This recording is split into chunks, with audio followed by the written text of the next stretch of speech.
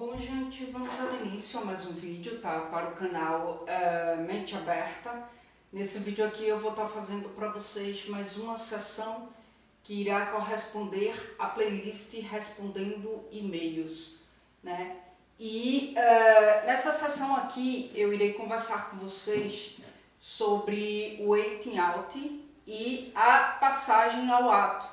É um assunto aí da dimensão da psicanálise. Foi o pedido da Karina aqui do Recife. Ela mandou um e-mail para mim pedindo para que eu elucidasse a diferença entre o acting out e a passagem ao ato na psicanálise, certo? Então, nesse primeiro momento, eu vou falar sobre essa conceituação no primeiro momento, tratando-se aí da dimensão psicanalítica, né? Freud, ele vai conceituar no primeiro momento o acting out como sendo uma atuação de caráter impulsivo. É uma atuação que tem um caráter impulsivo e menos racional, certo? Tratando-se dessa temática, porque por ser aí uma temática abrangente, então eu vou fazer uma série de vídeos, certo? Para que daí então eu possa concluir com a diferença, concluir com a explanação referente à diferença entre o acting out e a passagem ao ato.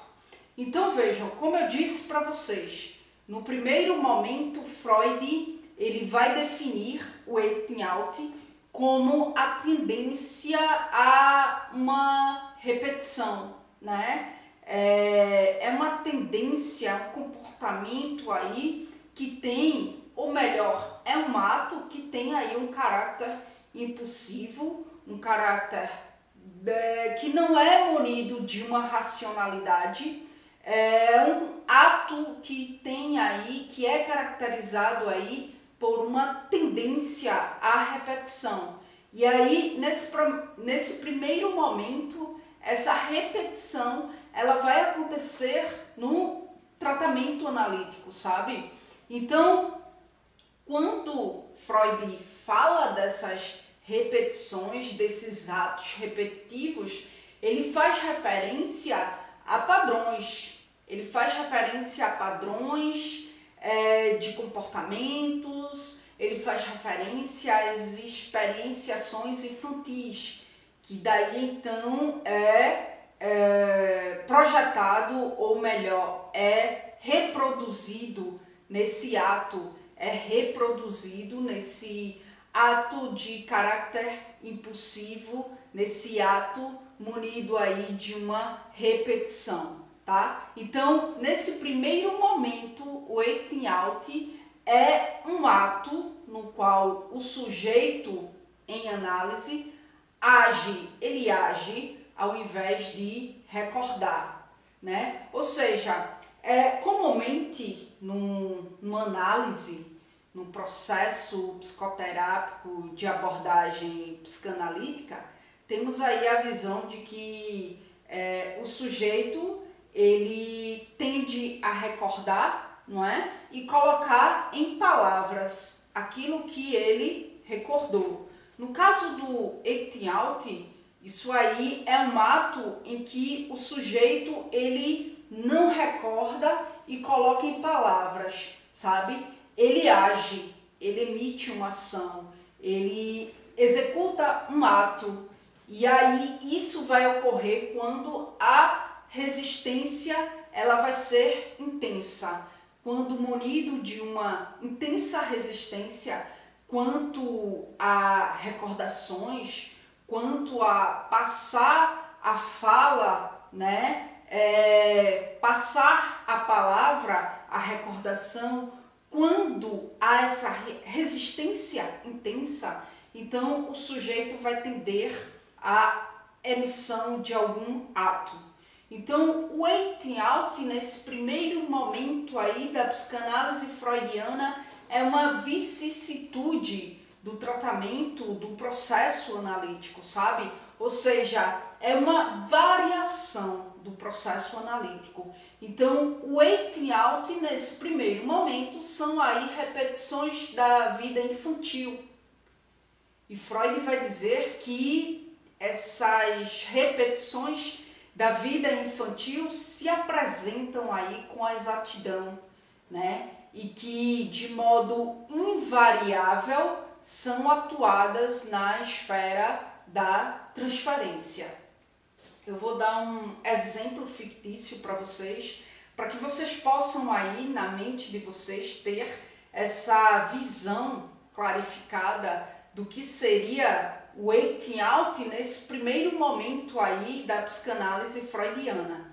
Então, vejam bem, Karina, né? Vou usar Karina como exemplo, que foi a seguidora que pediu para falar desse assunto.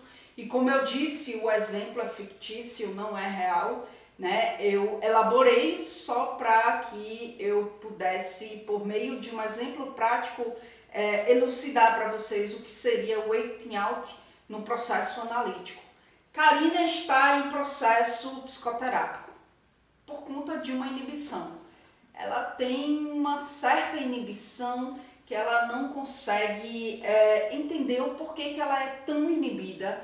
Então ela traz uma queixa de que na faculdade ela não consegue se impor, ela não consegue, quando há debates e tal, ela não consegue emitir a opinião dela, ela não consegue ter um ato de imposição quando de fato é necessário que ela venha ter esse ato, tanto na faculdade quanto no trabalho.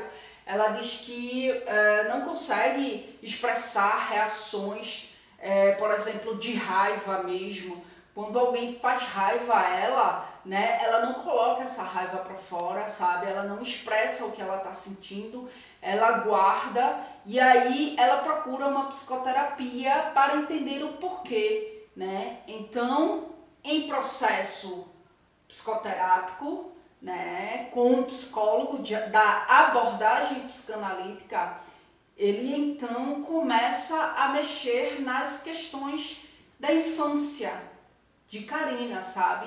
E aí ele começa a trabalhar a sua infância, começa a trabalhar as experienciações que a Karina teve na infância, a fim de tentar identificar alguma coisa da sua infância que por acaso venha aí a fazê-la com que ela repita esse ato de inibição, entende? Então ela vem aí durante o processo analítico em associações livres, falando aí das questões da infância. Então ela associa livremente, fala das questões da infância e aí chega um momento em que ela para de associar e começa a chorar.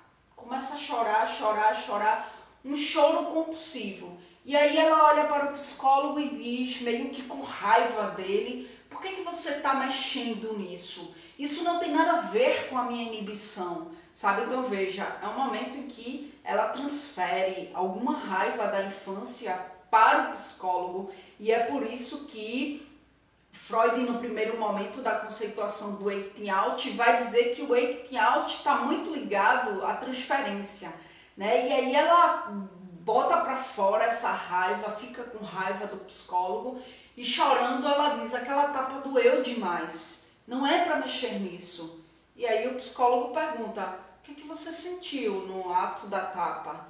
E aí ela começa a chorar e chorando muito ela responde, senti que se eu não tivesse cometido o erro de me intrometer nas conversas de adulto, eu não teria levado aquele tapa, aquele bruto tapa que doeu muito. Então vejam, o que acontece? Quando criança, a Karina ela levou uma tapa muito grande no rosto, né, porque se meteu em uma briga, em uma conversa meio conflituosa entre o pai e a mãe. E aí o pai já estava com raiva, e aí com isso o pai ficou com mais raiva ainda, e aí o pai com muita raiva bateu no rosto dela e disse, isso é para você aprender a respeitar os mais velhos e não se meter mais em conversa de adulto. Então esse tapa fez com que ela ficasse aí bastante embotada, sabe? E isso se arrastou para a sua adolescência, para a sua vida adulta, visto que na adolescência ela diz que também teve muitas dificuldades na escola, sabe? De se impor, de expor a opinião dela, de se meter nos debates, né? E emitir algum ato de imposição. Então esse tapa fez aí com que ela ficasse bastante embotada, no sentido de expressar raiva, no sentido de se impor quando necessário, né? No sentido de ser mais ativa nas conversas, nos debates, enfim. Ser mais ativa no sentido de se impor quando é preciso se impor mesmo. Então ela se fecha nesses momentos e guarda muito tudo para ela. Então vejam, o acting out são aí manifestações caracterizadas por uma propensão a agir cuja motivação permanece inconsciente. Ela agiu daquele jeito agressivo com o psicólogo, mas isso não estava no consciente dela, né? E aí o retorno do recalcado veio sob essa forma de agressão. Então, quando ela agride, entre aspas aí, né, quando ela fica com raiva do psicólogo, é que ela consegue meio que inconscientemente, meio que num ato falho, dizer para ele: aquela tapa doeu muito, entende? Então vejam, a pessoa age sem saber o porquê está agindo daquela forma, sabe? E aí é nesses momentos que a gente percebe que a escuta terapêutica não é uma escuta simples. A escuta terapêutica, ela não cobre só as palavras, sabe? Ela vai abarcar também os limites que a própria palavra impõe ao sujeito falante. Chega um momento em que o sujeito ele não vai conseguir expressar o que ele está sentindo por meio das palavras. Por quê? Palavras são limitadas para, de fato, expressar aquilo que a gente sente, né? E daí, então, esse limite que une as palavras apresenta-se como uma interrupção na cadeia associativa, ou seja, a Karina vinha associando livremente, de repente há uma interrupção nessa cadeia associativa e ela começa a chorar e começa a ficar com raiva, sabe, do psicólogo. E é justamente nesse limite da associação livre das palavras e pensamentos que surge o ato, né? Que surge aí o acting out, certo? Bom, como eu disse para vocês, a gente vai continuar, certo? A elucidação referente a essa temática. Eu não vou me ater aqui, vou fazer uma série de vídeos falando sobre o acting out, falando sobre a passagem ao ato e aí concluindo, né? Explorando a diferença entre o acting out e a passagem ao ato, beleza? É isso, gente. Na tela final aí vai aparecer para vocês o meu canal secundário aqui no YouTube, que é o canal Só Psicanálise. Lá eu abordo temáticas apenas dentro do âmbito da psicanálise. Então, se você gosta de psicanálise, se você se interessa pela psicanálise, conhece lá esse meu canal secundário. Se você, por acaso, gostar, né, do formato do canal, você pode se inscrever lá também. Caso não seja inscrito aqui, se inscreve aqui também, caso tenha gostado aí do canal, tá certo? Na tela final vai aparecer aí para vocês a playlist Carla Responde, né, que é a playlist onde eu venho tratando de temáticas que são demandadas a mim por parte das pessoas que acompanham o meu canal, certo? E aqui embaixo, no campo de descrição do vídeo, você vai encontrar aí informações adicionais, como meio de contato comigo, que é só por e-mail, tá certo? Você encontra também as minhas redes sociais, onde você pode adicionar, pode seguir, para acompanhar de perto os meus projetos aqui na internet. E você encontra aí também o meu blog, tá bom? Então, se tiver interesse, acessa aí o meu blog para que você possa ter acesso aos escritos e possa conhecer a proposta do blog, tá bom? É isso, gente. Obrigada mais uma vez pela atenção de vocês e até as próximas gravações.